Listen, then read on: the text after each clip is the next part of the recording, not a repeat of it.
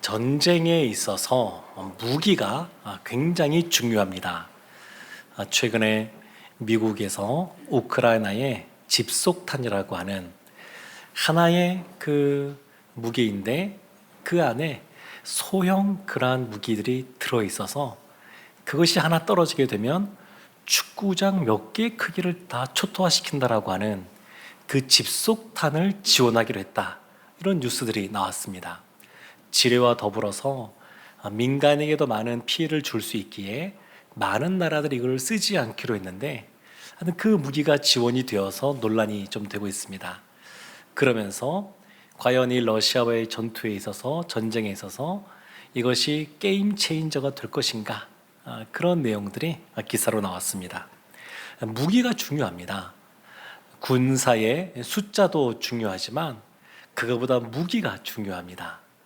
아주 오래된 드라마인데 예전에 주몽이란 드라마가 있었습니다. 그때 이 대장장이가 철기검을 만들기 위해서 이리 뛰고 저리 뛰고 했던 그런 내용이 나옵니다. 당시에 청동으로 만든, 동으로 만든 검과 철로 만든 검은 비교가 되지 않습니다. 다윗이 싸움을 벌일 때에 그 당시에 밑에 있었던 블레셋, 골리앗 같은 장군들은 철로 된 검을 갖고 있었고 그 당시에 그 이스라엘에서는 청동으로 된 검을 쓰고 있었기 때문에 굉장히 군사력에 큰 차이점이 있었습니다. 임진왜란 때 우리나라는 보통 창이나 칼로 싸웠는데 이 왜군이 총을 앞세우니까 그냥 파죽지세로 우리나라를 치고 올라왔던 그런 경험도 있습니다. 전쟁에 있어서 무기가 중요합니다. 그냥 보병으로 싸우는 것과 탱크를 앞세우는 것, 또 비행기가 있는 것 너무너무 다릅니다. 그런데 이 무기가 중요한 것은 영적인 전투에서도 그렇습니다. 지금 사도 바울이 로마 군인들이 입는 그러한 군복, 그 군복을 빗대어서 영적으로 어떻게 무장해야 되는지, 어떤 무기를 갖춰야 되는지를 우리에게 설명하고 있습니다. 하나님의 전신갑주를 입으라 라고 하는 것, 전신갑주, 머리부터 발까지 다 감싸는 것이죠.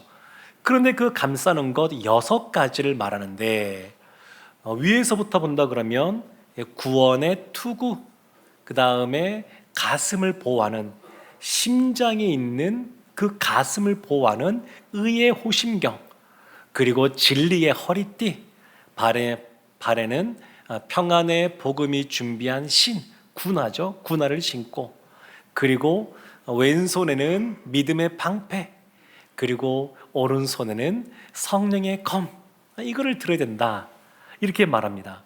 근데 6가지 중에 무려 5가지가 그 군인의 몸을 보호하는 방어 무기라는 겁니다. 6개 중에 대부분 이 방어 무기를 바울이 지금 소개하고 있습니다. 그리고 공격 무기는 성령의 검, 곧 하나님의 말씀 한 가지만 말하고 있고, 그리고 이어지는 18절 말씀에 보면 수비할 때나 방어할 때나 공격할 때 비밀병기로 쓰여지는 것, 조커 같은 것이 하나가 나오는데 그것이 기도다, 이렇게 나옵니다. 기도가 비밀병기로서 등장합니다. 근데 오늘 말하는 이 전신갑주, 그 내용을 설명하면서 14절에 이렇게 시작을 합니다. 그런즉 서서 진리로 너희 허리띠를 띠고, 서서 이렇게 나옵니다. 14절부터 17절까지가 하나님의 전신갑주를 설명하는데 주된 동사, 그 주동사가 하나밖에 없습니다. 그것이 서서입니다. 서 있는 겁니다. 나머지 6개 분사가 붙어서 오늘 이 본문을 이루고 있는데, 영적 전투에 있어서 중요한 것, 먼저 갖춰야 될 것이 뭐냐면 서 있는 겁니다. 서 있는 것. 편안하게 앉아서 전투할 수 없습니다. 이 전투는 늘 서서 언제든지 달려가고 또 방어할 수 있는 그러한 자세가 되어 있어야 됩니다. 지금 바울이 영적 전투는 서서 하는 것이다. 서서 늘 대비해야 된다. 이것을 말하고 있습니다. 서 있다고 하는 것, 그것은 그만큼 지금 상황이 긴급한 상황이다. 급박하게 돌아가고 있다. 그것도 말하는 것이고, 군사가 편안하게 있는 것이 아니라 갑주를 입고 서 있다고 하는 것, 그것은 그 군인의 각오, 결단도 보여주는 표현입니다. 영적 군사로 부름받은 우리는 서서 하나님의 갑주를 입고 늘 대비해야 될 줄로 믿습니다. 오늘 이 방어 무기 5가지가 나오는데 좀 많긴 합니다만 그냥 간략간략하게 이 5가지를 한번 살펴보려고 그럽니다. 우리 14절부터 15절 이 2절 말씀을 함께 합독하도록 하겠습니다. 그런즉 서서 진리로 너희 허리띠를 띠고 의의 호심경을 붙이고 평안의 복음이 준비한 것으로 신을 신고. 아멘. 진리의 허리띠, 이것이 제일 먼저 나옵니다. 로마의 군인들이 이 군복, 이 전신갑주를 입을 때 그 안에는 당연히 옷을 입겠죠. 이렇게 옷을 입는데 보통 밑에는 치마를 군인들이 입었습니다. 그 당시 로마 군인들은. 그런데 그 상의와 그 치마, 그 입은 데를 허리띠로 꽉 매는 겁니다. 사람이 힘을 쓸 때 허리에서 나오지 않습니까? 그 허리에 끈을 딱 동여매고 그리고 전쟁을 벌이기에 수월하게 먼저 그것을 갖추는 것을 보게 됩니다. 근데 여기서 진리의 허리띠라고 말합니다. 허리띠를 진리에 비유하는데 에베소서 4장 25절에 보면 이렇게 말했습니다. 그런즉 거짓을 버리고 각각 그 이웃과 더불어 참된 것을 말하라. 참된 것, 진리에 반대되는 것이 있는데 그것이 거짓이다. 이렇게 바울이 말했었습니다. 그러니까 진리의 허리띠는 뭐냐? 사단의 그 거짓됨과 맞서 싸우는 겁니다. 사단이 마귀의 관계가 있는데 아마 참 다양한 방법으로 그런 관계를 펼칩니다. 그런데 그러한 관계들에 공통되는 것이 있습니다. 그것은 바로 속임수가 있다는 겁니다. 사단은 잘 속입니다. 아담과 하와가 선악과를 따먹을 때도 속였고 오늘날에도 보면 많은 사람들을 속이고 있습니다. 요즘 이 시대를 특징 짓는 그런 사상 중에 하나로 포스트 모더니즘이라고 말합니다. 진리가 없다는 겁니다. 진리는 상대적인 것이고 그냥 내가 좋아하는 것, 그냥 내가 원하는 것, 그걸 하면 된다, 이렇게 말하는 시대입니다. 그 절대적인 진리를 인정하지 않는 그러한 시대, 종교에서도 이런 사상이 들어와서 종교다원주의라고 그러죠. 서울에서 부산까지 가는데 가는 방법 하나가 아니다. 차를 타고 갈 수도 있고 KTX 기차를 타고 갈 수도 있고 비행기를 타고 갈 수도 있고 그리고 걸어서도 갈 수도 있고 방법이 많다는 겁니다. 산에 올라갈 때도 길이 하나가 아니고 여러 개인 것처럼 그 다양한 그런 길이 있다. 그러니까 이런 포스트 모더니즘 시대 그리고 종교다원주의 시대에 있어서 하나님만이, 예수님만이 유일한 구원의 길이다, 이런 것을 말하면 배타적이다라고 비난받는 그런 시대가 오늘날입니다. 지난 주부터 시작된 이 장마로 인해서 참 많은 피해들이 지금 있습니다. 참 마음이 무겁습니다. 물적 피해도 물적 피해지만 인적 피해가 너무 큰 것 같습니다. 그럼 이런 생각을 할 수 있습니다. 이와 같은 홍수가 왜 벌어져서 많은 사람들이 이와 같이 목숨을 잃기도 하고 피해를 보는가? 여러 가지 이게 사람들이 잘못 그동안 이 자연에 대해서 행했던 것들, 그래서 인재라고 볼 수도 있고 자연재해로도 볼 수도 있지만, 그럼에도 불구하고 이렇게 질문할 때에 참 마음이 어려워지는데, 하나님이 살아계시다 그러면 왜 이런 일이 벌어집니까? 하나님이 살아계시면 왜 나에게, 우리에게 이 땅 가운데 이런 일들이 벌어집니까? 사실은 여러 가지 측면에서 설명할 수가 있습니다. 성경에서 말하는 것 이렇게 설명할 수 있습니다. 그럼에도 불구하고 마음이 상하고 아파하고 눈물 흘리며 그렇게 말하는 사람들을 향해서 참 말하기가 쉽지가 않습니다. 그리고 젊은 사람들일수록 이제 절대적인 것에서 상대적으로 생각하는 것이 너무나 강해졌기 때문에 그들을 향하여 진리의 허리띠를 매라 말하는 것이 참 쉽지 않은 시대입니다. 그럼에도 불구하고 분명한 것은 이와 같은 질문들은 다 우리로부터 출발하는 겁니다. 우리로부터 하나님이 어떤 분이신가 생각하는 것인데, 성경은 분명하게 말하는 것이 하나님으로부터 시작된다고 말합니다. 하나님으로부터 시작되어서 우리가 거기에 대해서 어떻게 반응하느냐, 이것이 중요합니다. 진리의 허리띠를 매라, 이것이 처음인데, 이 진리라고 하는 것을 성경은 예수 그리스도라고 분명히 밝히고 있습니다. 예수님이 진리이십니다. 그 예수님이 진리이신데, 그러면 진리의 허리띠를 매라는 것은 예수님이 진리인 것을 아는 것으로 되는 것인가?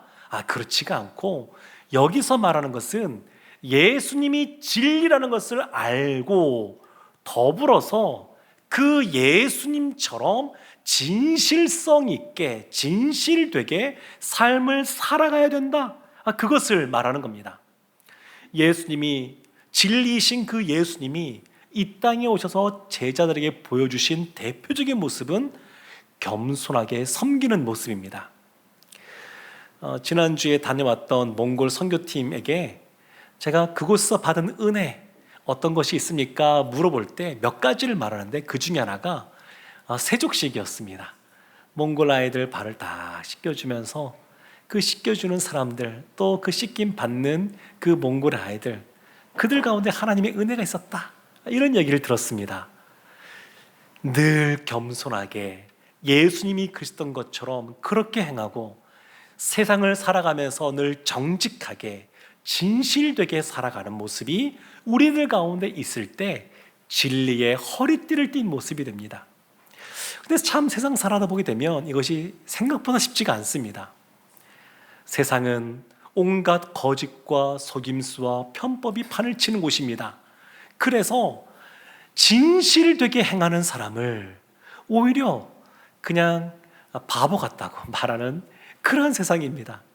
그래서 이런 공격들을 계속 받다 보게 되면 우리도 세상적인 방법으로 방어해야 되는 것 아닌가, 이런 유혹에 빠지기 쉽습니다.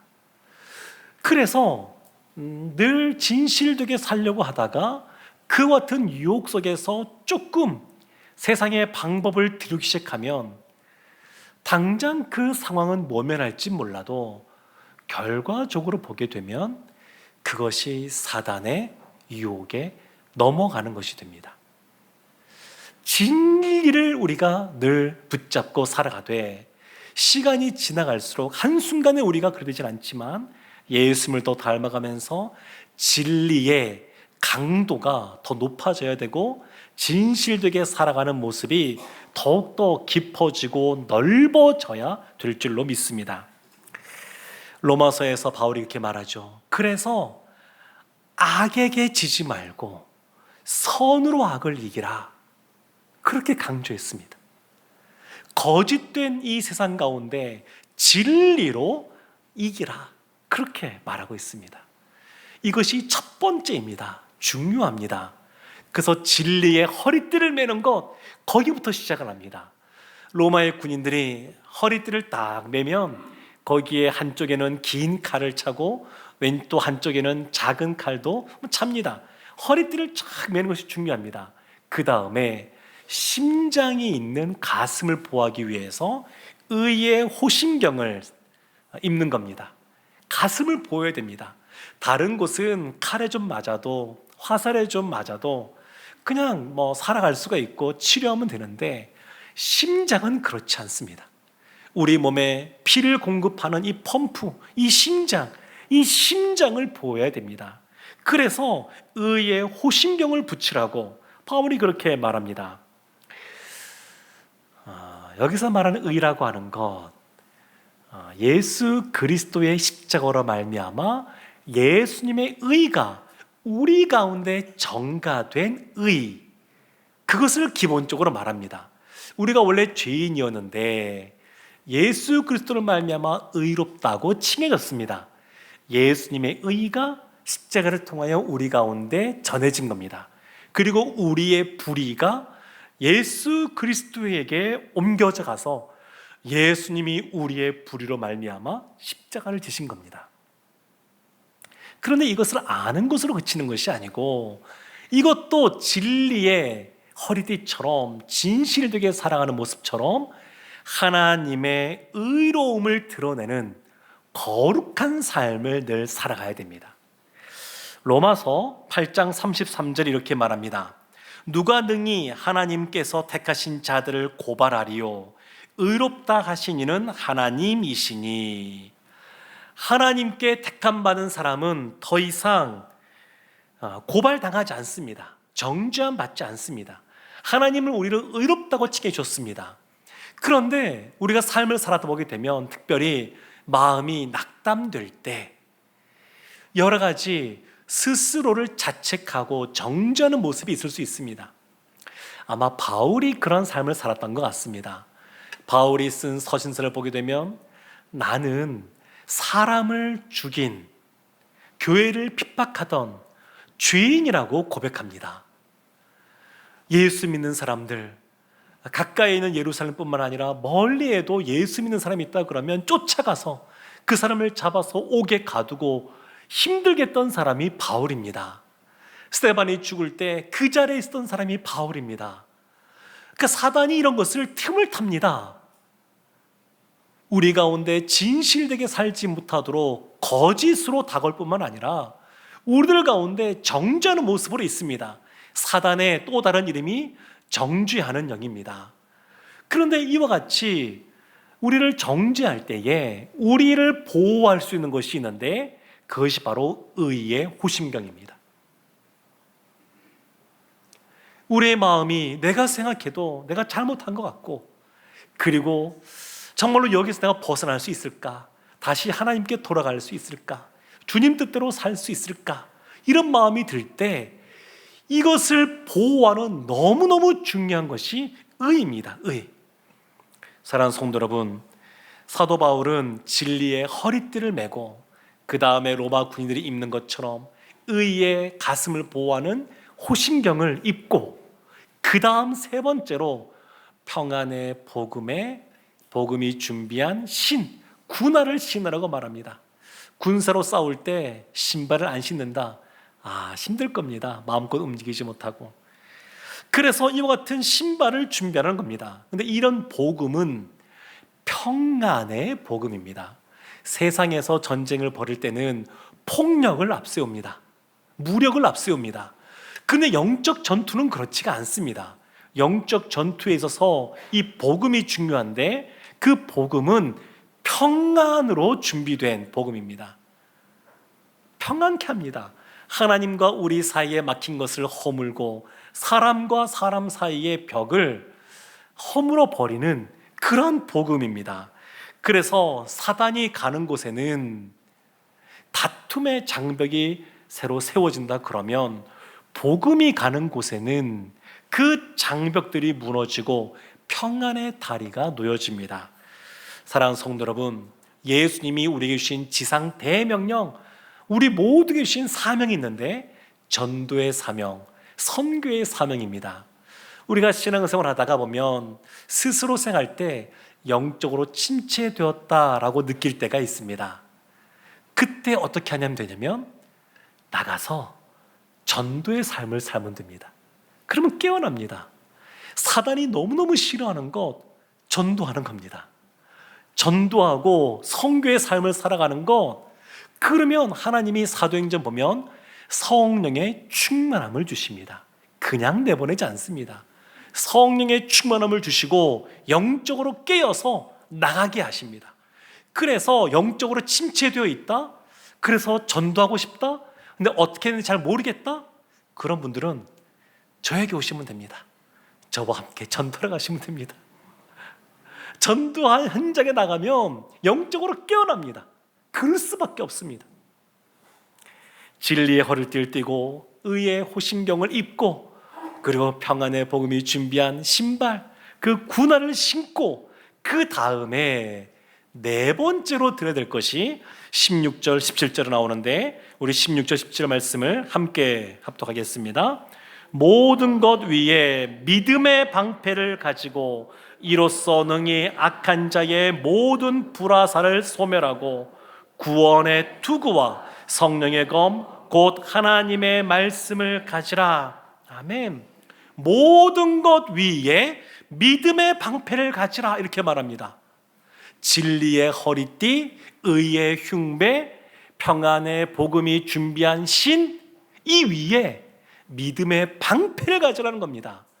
진리의 허리띠가 조금 부족하고 의의 흉배를 갖고 있기에 좀 부족한 모습이 있어도 믿음의 방패만 들고 있으면 능히 악한 자의 모든 불화살을 막을 수가 있습니다. 믿음의 방패가 굉장히 중요합니다. 로마 군인들이 들고 있었던 그 방패는 나무로 일단은 만들고요. 그리고 겉에 가죽이나 금속들을 덧붙입니다. 그렇게 해서 방패를 만드는데 앞에만 이렇게 그냥 되는 것이 아니고 옆으로 약간 휘어 있습니다. 그래서 앞에서는 공격뿐만 아니라 사들은 늘 틈을 타니까 옆에서 놓은 공격까지 다 막습니다. 굉장히 큽니다. 사람 키까지 될 만큼 굉장히 큽니다. 오늘날 보면 시위할 때 그 진압 방패라 그러나요? 경찰들이 들고 있는 방패 있지 않습니까? 비슷합니다. 큽니다. 커요. 그래서 전쟁이 벌어지면 그 방패로 딱 가로막으면 그 화살로부터 자신을 보호할 수가 있습니다. 모든 불화살을 소멸한다라고 하는데 모든 불화살은 화살 하나, 둘, 세 개 뭐 이런 것도 표현되겠지만 그거보다는 사단은 정말 다양한 방법을 동원합니다. 할 수 있는 방법을 다 동원합니다.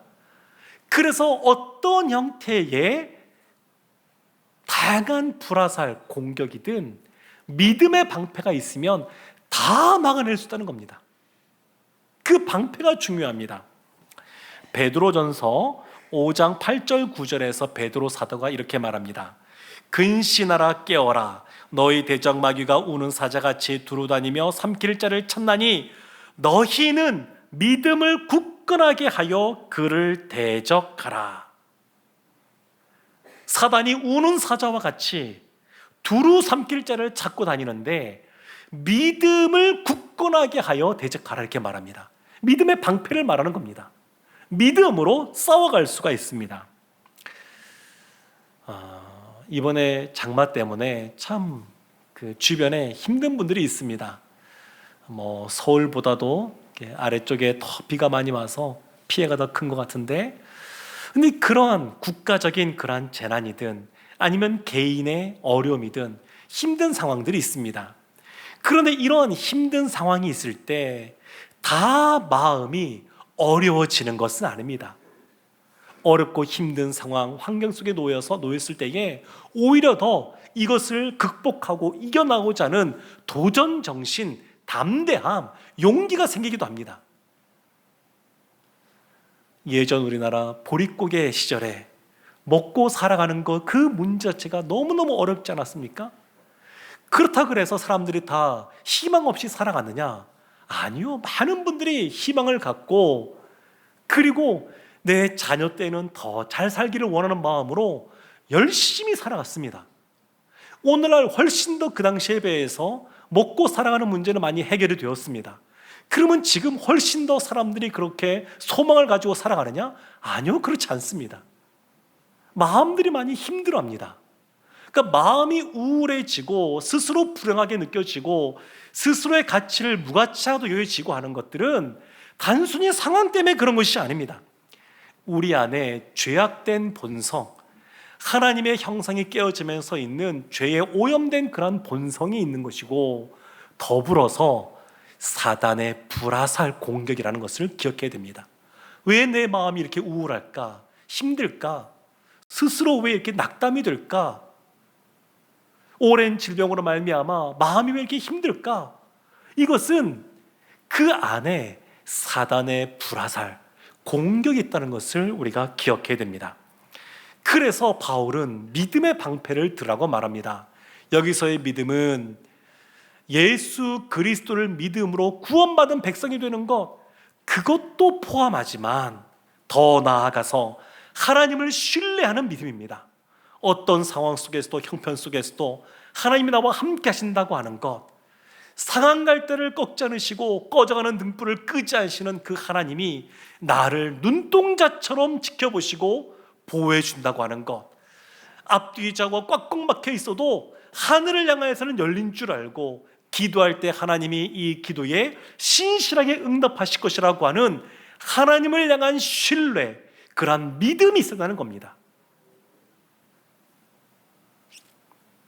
마지막 다섯 번째, 그 방어 무기는 구원의 투구입니다. 머리에는 뇌가 있죠. 너무너무 중요합니다. 무엇인가를 판단하고 분별할 때 이 뇌가 너무 있어야 됩니다. 그래서 오토바이를 타거나 자전거를 탈 때 보게 되면 헬멧을 의무적으로 쓰게 합니다. 머리를 보호하는 것이 필요합니다. 전쟁에서도 이 전투복, 그것이 되게 필요합니다. 제가 언제 군인 출신의 성도님에게 이런 질문을 한 적이 있습니다. 하나님, 경험하신 예수님 어떤 분이십니까? 했더니 나를 지켜주시고 보호해주시는 분이십니다, 이렇게 말씀하시면서 6.25 한국전쟁 이야기를 하셨습니다. 그때 군인으로 참전하셨는데 정말 죽을 상황들이 여러 번 있었고, 그 중에 하나가 총알이 머리로 날라왔는데 이 전투모 때문에 살았던 이야기를 하셨습니다. 그러니까 전쟁에 있어서 이 투구가 굉장히 중요합니다. 이 당시에는 기마대가 있었습니다. 이 로마 시대 당시에는. 근데 기마대가 막 달려오면 오늘날 탱크 같은 그러한 존재이기 때문에 막기가 어렵습니다. 보병들이 못 막습니다. 기마대가 공격할 때 어떻게 하냐면 칼을 휘두르면서 그 보병들의 목을 치는 겁니다. 근데 그 목을 보호할 수 있는 것, 투구입니다. 투구. 그래서 이 투구가 굉장히 중요합니다. 사랑하는 성도 여러분, 바울이 진리의 허리띠, 의의 호심경, 평안의 복음이 준비한 신, 군화, 그리고 믿음의 방패, 이런 것들을 다 이야기하는데 이 다섯 가지 이 방어 무기의 특징이 있습니다. 그것은 왜 바울이 방어 무기를 이와 같이 많이 언급하고 있느냐? 그것은 공격보다 방어가 지금 중요하다는 것을 보여주고 있습니다. 축구 경기, 축구를 좋아하시는지 모르겠는데 요즘 우리나라 국가대표 출신 중에서 김민재 선수라고 아주 유명한 수비수가 있습니다. 그 수비수가 너무 팀에서 잘해서 그 팀이 이탈리아에서 우승을 했습니다. 그러니까 수비가 기본적으로 되어야 공격을 해도 승리를 얻을 수 있습니다. 그냥 너무 골을 넣어도 더 많이 골을 먹으면 승리할 수가 없습니다. 그래서 지금 이 수비가 중요하다고 하는 것을 바울이 지금 말하고 있습니다. 왜 이것이 중요하냐? 전쟁을 벌임에 있어서 그 군인이 생명을 보호해야 됩니다. 그래야 계속 싸울 수 있습니다. 그래서 자기 자신을 보호하는 것, 지금 그 무기를 지금 말하고 있습니다. 더 중요한 이유가 있습니다. 왜 방어 무기를 강조하느냐? 영적 전쟁에 있어서 이미 예수님이 전쟁에서 승리하셨기 때문에 그렇습니다. 이미 전쟁의 승리는 결정되었습니다. 그래서 그 승리가 온전해질 때까지, 예수님이 다시 오실 그날까지 하나님의 군사로 부름받은 우리가 해야 될 것, 가장 먼저 해야 될 것은 뭐냐면 우리 자신을 보호하는 겁니다. 지키는 겁니다. 사단의 공격으로부터 우리를 지키는 것이 무엇보다 중요하기에 다섯 가지나 이 방어 무기를 이야기하고 있습니다. 또 이 방어 무기들의 특징이 있는데 그것은 개인전이 아니라 단체전이라는 겁니다. 홀로 싸우는 것이 아니라 집단으로 싸우는 겁니다. 진리의 허리띠를 매는 것, 혼자서는 도덕적으로 살아가기가 쉬울지 몰라도 비도덕적인 사회 가운데 있으면 그 개인이 싸우기가, 도덕적으로 살기가 어렵습니다. 마찬가지로 진리의 허리띠, 진실되게 살아가는 것, 홀로 싸우는 건 아닙니다. 함께 싸우는 겁니다. 믿음의 방패도 그렇습니다. 이 믿음의 방패가 얼마나 중요하냐면 5가지 방어 무기를 말하면서 가장 설명을 길게 하고 있습니다. 이 로마 시대 때 군인들이 어떻게 전쟁을 벌였냐면 군인들끼리 쫙 종과 횡을 맞춥니다. 어깨와 어깨를 딱 닿을 만큼 이렇게 모여듭니다. 밀집 대형을 이룹니다. 그리고 그 앞에 선 사람들은 방패를 앞으로 내밀고 빈틈이 없게 앞으로 만들고 그리고 적에게 다 가는데 적이 화살로 공격하게 되면 그 뒷열부터 해가지고 방패를 위로 올립니다. 그러면 화살이 끼어들지 못하는 겁니다. 1000명이 진군해도 날라오는 화살을 다 막을 수 있습니다. 지금 그렇게 방패를 가지고 활용하는 겁니다. 혼자 싸우는 건 아닙니다. 혼자서는 앞에 겨우 막는데 뒤쪽에 날라오는 화살도, 옆에서 날라오는 화살도 이와 같이 함께 집단을 이루면 다 막아낼 수가 있습니다. 홀로 싸우는 것이 아니라 함께 싸운다고 하는 것, 그것을 지금 보여주고 있습니다. 방패를 세워서 구령에 맞추어서 한 걸음 한 걸음 전진하는 것, 그 장엄함과 또 그 위압감을 보여주면서 전쟁을 하는 겁니다.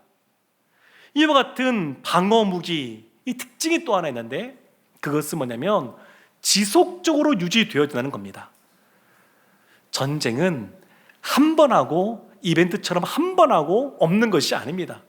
주님 오시는 그날까지 계속 진행되는 겁니다. 사단이 우는 사자와 같이 할 수 있는 대로 모든 방법을 동원해서 불화살을 쏩니다. 그래서 긴장감을 가지고 늘 무기로, 이 방어 무기로 우리를 보호해야 됩니다. 몸이 좀 아프지거나 아니면 아픈 분들을 보게 되면 건강이 중요하지 생각하고 갑자기 그날 팔굽혀펴기를 막 하기 시작합니다. 그러다 보면 팔도 아프고 어깨도 아프고 그 다음날은 또 못합니다. 핑계는 있죠. 팔이 아파서 못해요. 그래서 운동을 작심삼일이 아니라 지속하는 거 쉽지가 않습니다. 그냥 운동을 해야 근력도 생기고 면역력도 증강이 되고 코로나 바이러스 이런 것에도 이겨나갈 수가 있는데, 근데 지속하는 건 쉽지가 않습니다. 그런데 영적인 것에도 그렇습니다. 지속하기가 쉽지는 않습니다. 그러나 해야 된다라고 바울이 말하는 겁니다. 강조하고 있습니다. 영적 전투, 이것이 우리 가운데 직면해 있는 문제이기 때문에 늘 깨어 있으라고 말하고 있습니다. 한국 전쟁 당시에 처음 전쟁이 벌어질 때는 그냥 우리나라가 속수무책으로 당합니다. 서울도 며칠 만에 그냥 공략당하고 계속 밀립니다. 왜 그랬습니까? 전쟁의 대비가 되어 있지 않았기 때문에. 북쪽은 준비하고 쳐들어오는데 여기서는 그냥 대비가 되어 있지 않는 겁니다. 그래서 밀리는 거였습니다. 사랑하는 성도 여러분, 영적으로 하나님의 전신갑주를 입고 우리를 방어한다 그러면 능히 감당하고 싸워 승리를 경험하게 될 줄로 믿습니다. 하나님은 우리가 홀로 싸우는 것이 아니라 함께 싸우라고 말씀하십니다. 우리가 함께 순회에서, 전도회에서, 위원회에서, 부서에서, 또 우리가 섬기는 그러한 곳에서 하나가 되어서 함께 싸워가서 승리를 경험하는 우리 모두가 되기를 주님의 이름으로 축원합니다. 아멘. 기도하겠습니다.